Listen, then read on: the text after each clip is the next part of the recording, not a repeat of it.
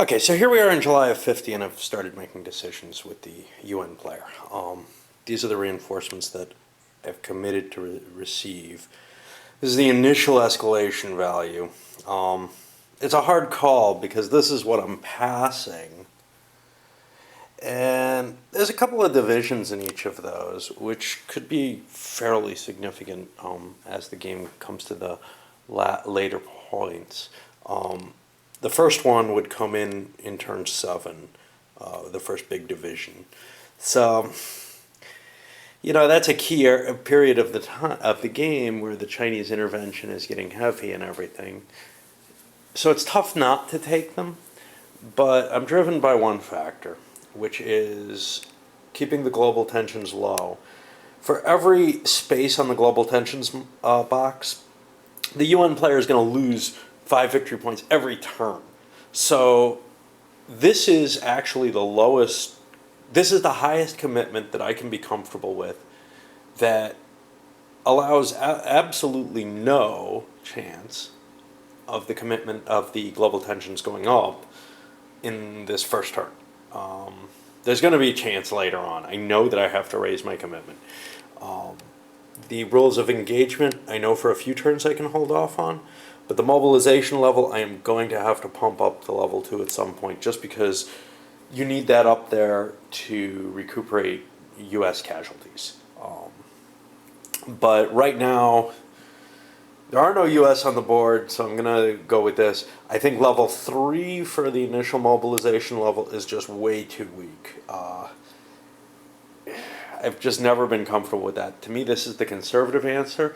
And so far, my experience has been if the UN can survive the initial push, which they get nothing extra from here if they go for a higher commitment, they can win the game. I think if you push it higher, it becomes probably a more balanced game, which might be interesting and all, but I want to show you guys what I normally play, which will either end up in a UN defeat early on because I don't know what I'm doing, or I think a fairly easy UN victory. Now, there's some luck in this sucker because every time you roll on this chart, I mean, if you get bad rolls every turn, the UN's going to lose, period. I mean, because that commitment level goes up. Right now, there aren't options for the Chinese to do things like invade Formosa, etc. Those options come in at about the same time the Chinese can intervene, around turn 5. So let's see what we can get going. Here we are at the end of the first action phase, and I have never seen things go this poorly for the North Koreans. They've basically been stopped on every line of advance by the Republic of Korea troops. This is really going to be tough for them. They're facing fortified positions at Taegu, along this river line is not fortified, but that division's pretty tough. Along this river line, down here near the coast, I mean, everything is just stopped them. Even little units have caused them damage.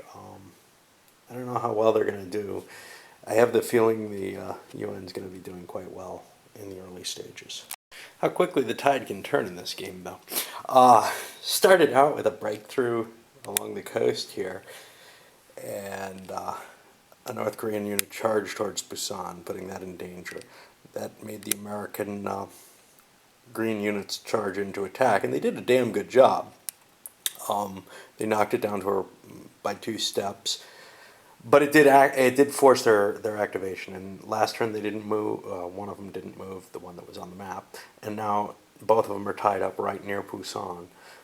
That meant they couldn't be thrown in to defend in other places. They were really needed where they were used.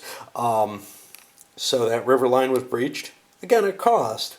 And down here, you've got a breach on this river line where the division is surrounded and rapidly decreasing. There's not a lot left after that. There's this one lost South Korean unit, and then the units here at Taegu, which is making it look rather hairy for the Americans, worse than I'm used to actually at this point. So maybe I got a little too confident after those bad die rolls. All right, July is over. What do we see? Well, we're pretty much a little bit further on. We got rid of that one unit that was in the way. That was pretty much guaranteed. We had an amphibious landing and fortification at Masan. Helped try to define that perimeter. But there's not a lot here. And at least one of those divisions is going to have to slide over. There's no real need to defend this side. There's just not, I mean, obviously they can't let that get through. But I don't even know if a whole division is going to be needed to defend that. On the other hand, the situation is definitely different than I'm used to for a number of reasons. One is the UN got more victory points than I'm used to at this point. Usually the perimeter is pretty much here at this point, and anything beyond that, the UN no longer controls. They might have a victory point over in Chola or something that was hard to reach, but now they've got 11 points, which is quite large for the first turn. How big a deal is that? Late in the game, it might matter. But what it does mean is, and I'm gonna have to cut very shortly. All right, I'm gonna re-record. I'm gonna record another session. Hold on. Okay, let me catch what this situation means, because it's kind of odd. First of all, and I'm not familiar with the supply rules currently, but this is going to be a much more complicated supply situation than the North Koreans usually face. Usually they're looking at pretty much enforcing an assault on this one location, maybe also down at Masan. Trying to cut supply over, trying to keep more than one supply route open for the North Koreans is really tough. So right now it looks like they have 3 that need to be kept because they weren't able to destroy this force right here. And that's going to complicate the situation tremendously. They're also going to have their supply, no matter what, fairly far from Taegu on this turn. And that also complicates things. It's not. They're probably not going to get enough supply that it'll stay that far for long. They'll be able to move it after they clear the road there. But there are some troubling aspects to that. On the other hand, the lines aren't defined as they usually are, which means there's still this chance that, for the UN side, there's still a chance, although I think it's pretty slight, that the North Koreans are going to be able to slip through and manage an overwhelming attack, especially given their supply risks that are in play. I think that's about it. I'm going to start the new turn tomorrow because it's way late already.